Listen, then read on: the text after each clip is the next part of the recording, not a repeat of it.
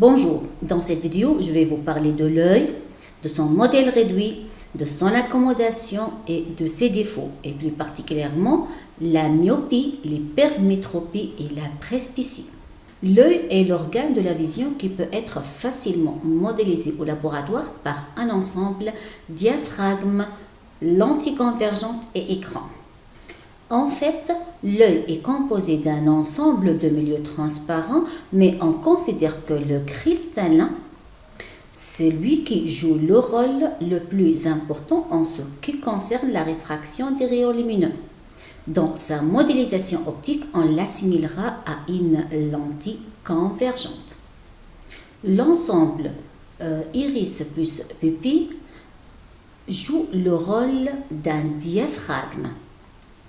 En effet, vous savez bien qu'une lentille convergente n'est pas un système rigoureusement stigmatique. Pour réaliser les conditions de stigmatisme approchées, on doit se placer dans les conditions de Gauss. Et pour avoir les conditions de stigmatisme approchées, il faut avant tout avoir des rayons paraaxiaux. Et pour avoir ces rayons paraaxiaux, il faut placer devant les sources lumineuses des diaphragmes. Maintenant, la rétine, c'est l'écran de l'œil. Donc, on modélise la rétine par un écran. Donc, remarquez bien que cet œil est facilement modélisé par un diaphragme, une lentille convergente et un écran. Je vous rappelle maintenant que lorsqu'on a une lentille convergente qui donne d'un point objet à une image A et A' sont dits des points conjugués et il y a une relation entre les positions de ces points conjugués appelée formule ou bien relation de conjugaison qui s'écrit 1 sur la mesure algébrique de OF' égale 1 sur la mesure algébrique de OA' moins 1 sur la mesure algébrique de OA, avec F' étant le foyer image principal pour cette lentille et O c'est centre optique. Donc OF', la distance OF' constitue la distance focale pour la lentille. Or, la distance focale pour une lentille, c'est une grandeur qui la caractérise, c'est-à-dire chaque lentille est caractérisée par sa distance focale au f' ou bien petit f'. Donc, normalement, pour chaque lentille, cette quantité est constante. Ceci veut dire que lorsque OA varie, c'est-à-dire la position de l'objet varie, la position de l'image va varier pour que cette différence soit toujours une constante.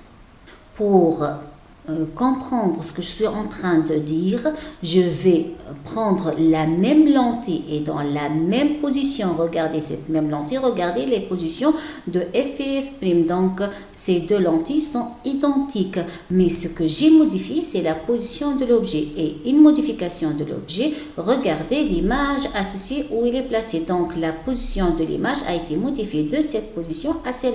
Donc, toute modification de OA a entraîné une modification de OA', puisque OF' est toujours constante. Donc, il faut bien placer l'écran ici pour avoir ou bien pour voir une image A', B' de AB nette. Et si par exemple dans le deuxième cas on place l'écran ici, on ne va pas avoir une image nette. Regardez, on n'a pas un seul point ici. Donc il faut le translater jusque là pour avoir une image nette. Si on continue à translater l'écran, on va perdre l'image, donc l'image devient floue, donc on va la perdre, il faut le faire revenir à cette position et ici on peut obtenir une image de l'objet net. Revenons maintenant à l'œil, où on a modélisé le cristallin par la lentille convergente et la rétine par l'écran. Et on sait bien dans l'œil que la distance qui sépare le cristallin à la rétine est toujours une constante. Or, cette distance est représentée dans la formule de conjugaison par la quantité OA'. Donc, on a toujours la quantité 1 sur la mesure algébrique de OA' est une constante. Donc, comment on fait de sorte que cette quantité soit toujours une constante? Donc, peu importe la position de l'objet, donc lorsque OA varie, cette valeur étant une constante, automatiquement cette différence va varier. Ceci ne peut être réalisé que lorsque OF' est variable. Mais dans la pratique, comment est OF' variable?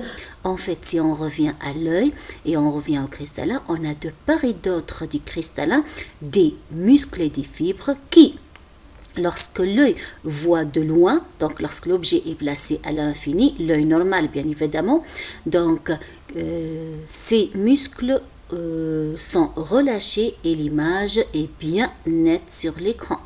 Mais lorsque les objets ne sont pas à l'infini, mais ils sont dans des distances plus proches, les muscles qui sont de part et d'autre vont courber le cristallin, donc le rendre plus convergent, de sorte, donc, c'est-à-dire OF' va changer, la distance focale va changer, de sorte que OA' soit toujours une constante et l'image soit toujours nette sur la rétine.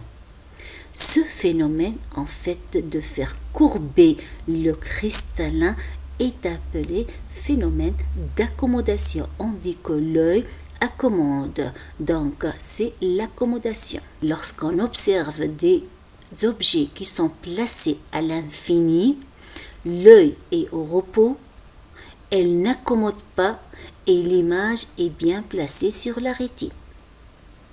Pour des objets plus près, l'œil doit accommoder. C'est-à-dire quoi? C'est-à-dire courber son cristallin.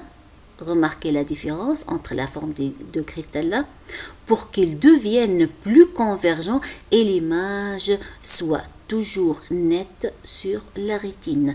Donc, si on courbe le cristallin, c'est-à-dire on change la distance focale. Donc, lorsque OA varie, OF' varie de sorte que OA' soit toujours une constante. Maintenant, pour un œil normal, c'est-à-dire œil sans défaut, dit aussi œil hémétrope. Donc le point maintenant situé à la distance maximale qui permet la vision d'une image nette par l'œil est appelé punctum remotum. Pour un œil normal, celui-ci est à l'infini. Et l'œil, dans ce cas, n'accommode pas. On dit que l'œil est au repos. Lorsque les objets deviennent plus près, l'œil doit accommoder. C'est-à-dire quoi? On arrive de dire, c'est-à-dire courber son cristallin pour que celui-ci devienne plus convergent. Mais il existe un point où on est au maximum de convergence ou bien au maximum d'accommodation. Ce maximum d'accommodation qui correspond au point le plus proche qui peut donner une image nette sur la rétine est appelé punctum proximum et pour un œil normal, le punctum proximum est à 25 cm. Passons maintenant à expliquer c'est quoi la myopie ou bien c'est quoi un œil myope. En fait, un œil myope ne peut pas ou bien son punctum remotum est à une distance finie. Donc cet œil ne peut pas voir les objets placés à l'infini. Donc la distance la plus grande que peut observer un œil est une distance finie. Donc, l'œil myope voit flou de l'infini. Par contre, sa vision de près est meilleure, donc son punctum proximum est à une distance inférieure à 25 cm. Maintenant, je passe à l'œil hypermétrope. C'est quoi un œil hypermétrope ou bien c'est quoi l'hypermétropie?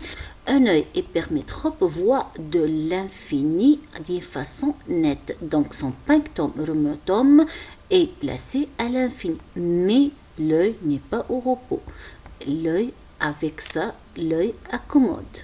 et son accommodation maximale, c'est-à-dire son punctum proximum, est à une distance supérieure à 25 cm. Donc l'œil hypermétrope ne peut pas voir d'une façon nette de près. Maintenant, la presbytie ou bien un œil presbyte est un défaut qui vient avec l'âge de l'organe. En fait, les muscles à côté du cristallin ne sont plus assez souples pour converger ou bien déformer le cristallin à la demande. Donc, un œil presbyte voit de l'infini d'une façon nette avec un œil sans accommodation, donc un œil au repos, mais de près, son accommodation maximale n'est plus à 25 cm, mais à une distance supérieure à 25 cm. Donc la vision de près qui demande au cristallin de devenir plus convergent n'est plus possible. Je passe maintenant aux correction de ces défauts et plus particulièrement la correction de la myopie et de l'hypermétropie. Donc un œil myope, en fait les rayons venant de l'infini, donc des rayons parallèles et l'objet est placé à l'infini, convergent avant la rétine. Regardez la distance focale pour un œil qui n'accommode pas. Pour corriger ce défaut, il faut des verres correcteurs ou bien il faut une lentille correctrice et cette lentille doit être une lentille divergente pour essayer de diverger les rayons venant de l'infini pour qu'après lorsque lentille ou bien les cristallins essaient de converger ces rayons viennent se converger sur la rétine. En fait, c'est une explication juste qualitative, mais dans une prochaine vidéo, on va faire une application concrète pour montrer qu'il s'agit d'une lentille divergente, lentille correctrice divergente, et on va pouvoir même, pour chaque défaut, déterminer les caractéristiques de la lentille correctrice, c'est-à-dire de calculer sa distance focale. Maintenant, pour l'hypermétropie, en fait, un œil hypermétrope, c'est un œil qui converge les rayons venant de l'infini après la rétine. Donc, pour corriger l'hypermétropie, il faut utiliser une lentille correctrice qui est convergente pour qu'elle puisse converger les rayons venant de l'infini. Et puis, ces rayons vont converger sur la rétine après avoir traversé le cristallin. Alors, j'espère que vous avez compris quelques défauts de l'œil, comment pouvoir les corriger et c'est quoi le phénomène d'accommodation. Et je vais m'arrêter à ce niveau et à la prochaine. Merci.